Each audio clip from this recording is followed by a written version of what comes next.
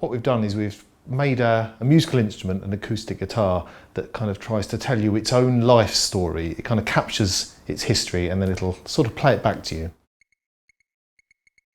The guitar's called the Carolan Guitar, and it's actually named after an Irish composer and harpist who was kicking around at the turn of the 18th century called Turlough O'Carolan. And he was a sort of itinerant musician, so he travelled from house to house and rich patrons put him up and he would collect and compose tunes on his way. And that's why the guitar's got this kind of Celtic look and theme as well in honour of him. In computing at the moment, there's this kind of growing interest in what's called the Internet of Things. And this is, at least to my mind, it's about taking everyday possibly non-digital objects and actually digitally connecting them to the internet. So putting sensors in them, or possibly actuators or displays or other technologies, so that everyday stuff becomes digitally connected. And now there's lots of reasons you might want to do that. It might be about kind of sustainable use, it might be about logistics, knowing where things are, or security. But I think one thing that it could be about is actually getting things to capture memories and stories, because this might potentially make them more valuable. The inspiration a couple of years back actually came from an existing instrument I had, which is a banjo, which I've kind of got here actually, which I'll kind of show you. I hope people like banjos. It's a Marmite kind of thing. Oh, it's a bit out of tune. And the strings need changing. They've probably not been changed since when it was made, which was 1927. That much I found out about it. So this is a 1927 New York made banjo, actually made in Harlem. And there's a couple of notable things about it. Firstly, I think it's beautiful. Look at the kind of marquetry on the back there. This is all kind of inlaid. That's a hand-carved neck. It's a hand-carved head. So somebody invested a huge amount of effort into making this. But I also just wondered what kind of stories it could tell from New York in 1927, if that was where it was played as well as made. I mean, that was Prohibition time. Was it in a jazz band? Was it in a jazz club, in a speakeasy that was raided by the feds? And it just kind of got my imagination going. And then, you know, the kind of sense that I only wish I knew about all the people who had played this banjo and where it had been and the things it had seen. It's older than I am. It will probably persist after I've gone and fall into someone else's hands. So that was the inspiration, was to make an instrument from scratch that would capture its life story from the very beginning, from the initial choice of woods through to its design, its features, its construction, and then as it's released into the world to the various people that play it. Then of course there's the fascination of a handmade guitar, about knowing how it was made as well. So all of that is provenance, it adds value to the object. And then finally, of course, the stories of who actually plays it. You know, if a guitar is owned or played by someone famous, then that makes it incredibly valuable. So, you know, some guitars have sold for $1 million in the past just because of who had played them. So once we decided to do it, I guess then we kind of get a bit more into the digital technology, and the question was how to go about doing it. And there are a number of routes open at that point. We might have chosen to put electronics of different kinds into the instrument. So we might have opened it up and put a wireless GPS transmitter or microphones, or made it its own kind of access point for Wi-Fi networks or whatever, which I think could be a really interesting thing to do. But we opted for a different approach, and we decided to work with a technology that I've spoken to you about before, which was aestheticodes, and that allows you to create interactive surface decoration. So if we look at the instrument here, the patterns that you can see, these are all these interactive decorations, and I can point a device like a phone or a tablet at those, and I can trigger information or upload information to the guitar's sort of what you would call digital footprint. So I kind of open up my aestheticodes app on the phone. You can download the app yourself. It's on iTunes and Google Play as well, so you can scan things and do your own patterns. Anyway, I've opened it up and I've got my kind of Carolan experience running. Let's start on the back, bizarrely.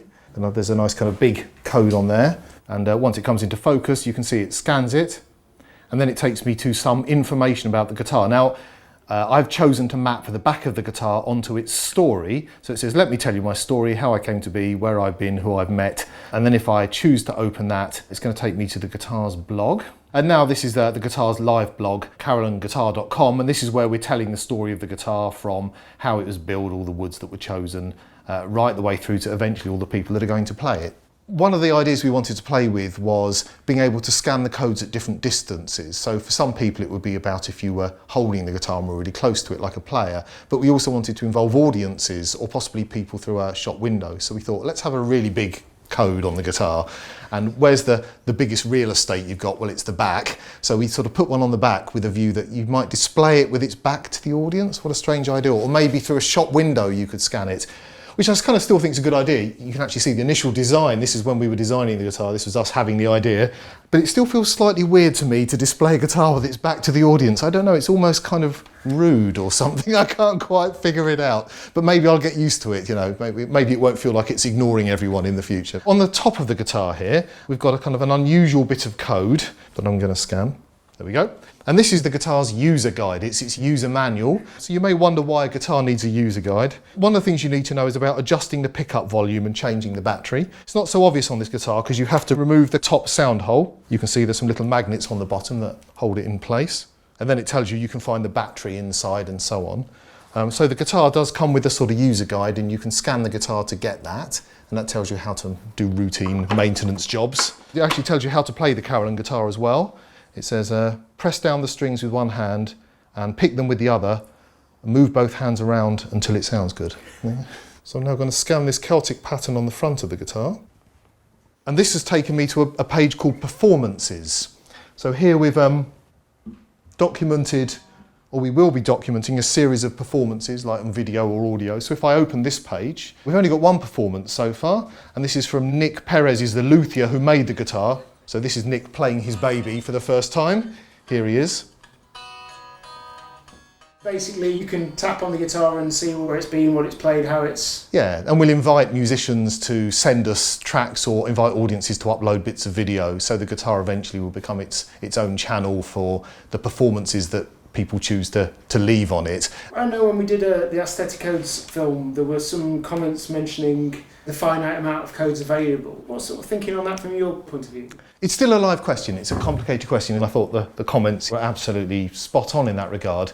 Compared to QR codes, where you've got millions of unique codes, here you've got a limited set. It's probably currently a few tens, maybe 100. Yes, eventually we'll be able to push that further, but it's much smaller. It just plays out in a very different way. So we actually only need a few codes to decorate the guitar. The question is, of course, those codes aren't unique to us, and that other people might be using their codes. They might be putting them on branding or bowls or logos.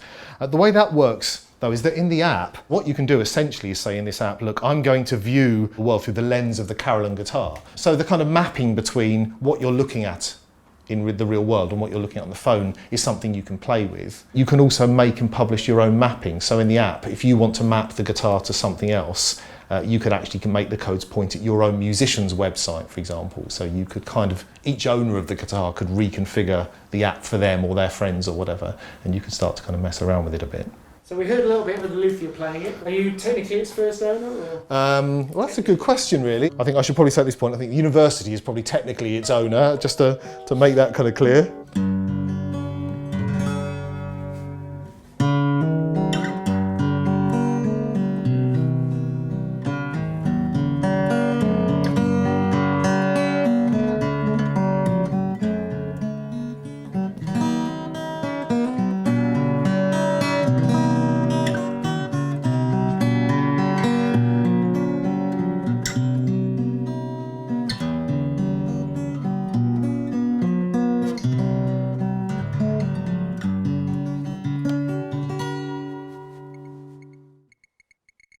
If we're starting to embed digital materials, then that's another kind of layer.